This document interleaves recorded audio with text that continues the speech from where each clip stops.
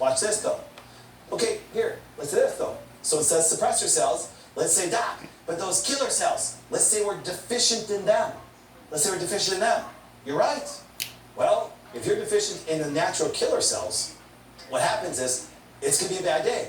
Can it be tested for? Yes! Yes! Yes! Okay? No joke. And I figured this out young in practice because go back and watch my one about the immune system, which that video has done so good all over the world. Watch my immune system, the one's my approach to the immune system. Because why? Because once again, I can show you that when I met my first HIV patient that died 2 weeks after I met him, this helped me figure out all these things with my immunology training and things like that about what to test for. Now look at this. This person's natural killer cells are extremely low. And I say, Doc, well, big deal. What consequence does that have? Well, let's actually look at it. Let's go to National Cancer Institute. National Cancer Institute. Okay, watch. Natural killer cell. Let's define them. There we go. Always define your terms. A type of immune cell that has granules, cytokines, with enzymes that can kill tumor cells or cells infected with viruses. Hold the phone right there. Why is everybody so worried about a particle, a virus, instead of worrying about where their immune system is at? All these deaths that you hear about from a virus that everybody's running hysteria about today, is it really the virus or is it they're immunocompromised? Guess what happens? They're immunocompromised. Because if viruses killed us, we'd all be dead. We'd all be dead. There's more viruses in a gallon of seawater than there is people on the human race on this planet.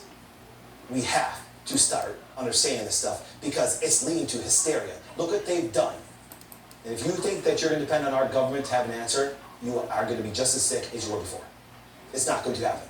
So now, a natural killer cell is a type of white blood cell, also called NK cell, but watch this again.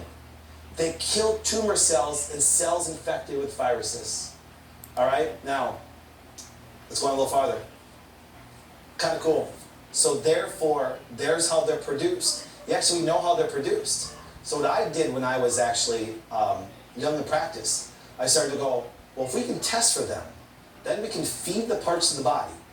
We can feed the parts of the body that actually can help us produce these immune cells. It's why I'm so obsessed with astragalus. I still think it's the best immune thing on the planet. Now, once again, why? Because it does cover a blanket of these immune cells. Is it the only thing? Nope. There's echinacea, there's albizia, there's actually, silver's more of a killer, okay? There's many agents that can actually help this. There's wormwood, there's a bunch of things, okay? So it's not just one. Don't just do one thing. The key is to get your immune cells tested so we can figure out which one's needed that way. Because why?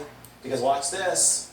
Low circulating natural killer cells counts are associated with severe disease and compromised immunodeficiencies. See, you have low natural killer cells. You have low immune cells. It's a bad day. Let me give you an example. Look at this person's lab. Actually, this person ended up having cancer. I wasn't surprised. They went through chemotherapy radiation and it came back. Remember, they got all the cancer. We got all the cancer. Doc, you're amazing. Yeah, you may have caused them to live a little bit longer, but guess what happened to this guy? It came back worse. Why? Because all of his immune cells were extremely deficient. When are we going to finally get this? So Doc, so with all these deficiencies, what does this have to do with the cytokine storm? Why would this be so important on something where the immune system is responding? Because let me show you why most people, even people that do a lot of good things, actually have an inflammatory reaction or actually attack their thyroid, attack their GI, attack their sinuses when they take something natural. Let me show you. It's so simple. It will make complete sense. All right? So let's do this. Brandon, let's go over to the board over here.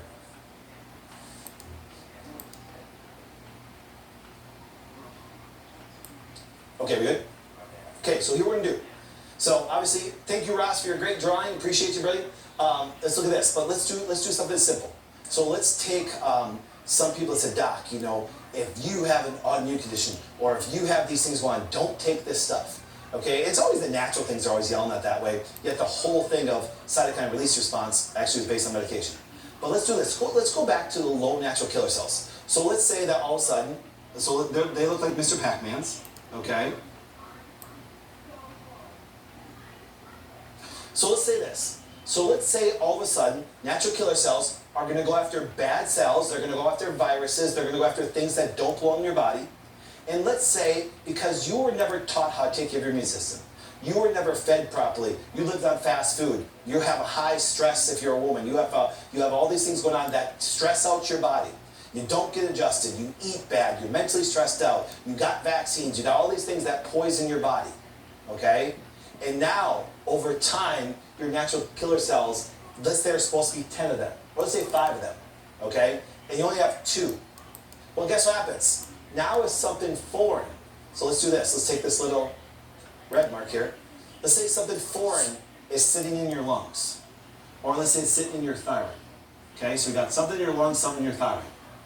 Now, so therefore, you only have so many immune cells. Your immune cells can only go after so many things. So you look at that person you saw there, that both those, now, let's not take the extreme of the cancer patient, let's take the one that actually has just low natural killer cells. Well, guess what happens?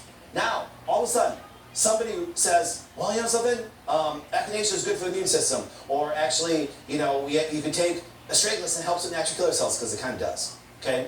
So let's say now, you finally watch Dr. Flynn's videos, and all of a sudden you actually do something, you go, wait, astragalus, he did a video on it, it made so much sense. I'm going to go buy some astragalus, and I'm going to consume it. It goes, your bone marrow says, hey, guess what? I now have the building blocks, and I'm going to now produce a bunch more of these. A bunch more of these. So now you went from 2, let's say, to 8. And now, guess what happens? There's a cytokine release. Because guess what? These little cells are releasing stuff to let them know that they're there. But now, guess what? Instead of 2 cops, there's 8. So now there's a all-out brutal attack on the lungs, on the thyroid, if it's in the GI. There's an attack, and by that notion, that attack is called what? Come on, guys, say it for me. Inflammation. But the reason why you had a cytokine storm, the reason why you had actually inflammation, is because you were so deficient in your immune cells that now, when your body said, I can go after bad things, and if there's a bad thing in your GI, it's going to create inflammation and pain. Doc, I took a natural thing and I flared up. My sister took echinacea, elderberry, and because that sinus problem was sitting there for weeks, she even told me. She started to take it, and now she started to build up some immune cells, and it started to attack that infection within the sinuses, and she's like, oh, I could even tell what's going on. That happens constantly. See, so the cytokine storm actually happened because, once again, one of the major things, if you're deficient in your immune system and you finally now have some immune cells to go kill bad stuff, it has to inflame in order for that to happen. So I love the cytokine storm. I love it. But Doc, it hurts. Doc, it's hard to breathe. I get it. So let me see a question then. Would you rather have a little hard time breathing, or would you rather actually leave the bad thing in you? A splinter could turn to actually an infection and die. Should I leave the EBV, because you know Epstein-Barr does hang out a lot in the thyroid? Doc, I took, don't take echinacea, or don't take astragalus or elderberry if you have an autoimmune condition, because it'll actually cause more damage. No, it doesn't. Your immune system doesn't damage itself unpurposely. If there's something bad in your thyroid and you take echinacea and it flares up, guess what happens? You're sick. Well, Doc, I know I'm a healthy person. What makes you dictate? Most of you guys have never even had your immune systems tested. What's dictating you judging healthy? Because your doctor told you? How we doing? How we doing? Everybody's so scared of social distance. How we doing with all this stuff? It absolutely makes no sense. If you take something, here, watch this. You know I'm the king of analogies. So if I actually jump in my car and I have 0 fuel in my car, and all of a sudden I turn the key, I'm like, doesn't start. I look at the engine, doesn't start. The engine looks good, I don't know why it's not working. I'm breathing. But then all of a sudden, I actually take some fuel and put it into the fuel tank, and I turn the car. Did the engine get boosted? Did I boost the engine? Did I rev it up? Or did the engine now do what it's supposed to do in the first place and work? See, we have to give, you can't boost the immune system. If your immune system is normal and you take something, you can keep it normal, but you can't boost it. Boosting is not a wellness way perspective. It makes no sense. Okay? If you're deficient in natural killer cells and you take something to feed that bone marrow and the spleen and the thymus, and guess what happens? And you produce them, you didn't boost them, you finally got them back to normal. You finally got to normal. And normal, guys, can hurt. Normal can be pain. Normal can be inflammation to any area of the body, even your brain. Oh, Doc, I took something and I got a bad headache. Yeah? So then what's the solution? Don't go from 2 to 8. What I mean by that is this.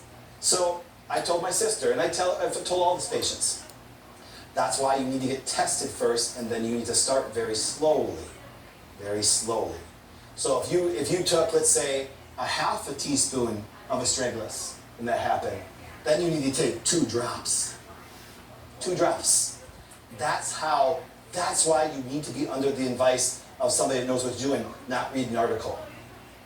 You need to actually be guided by somebody that can actually help you if you have an autoimmune condition with your thyroid.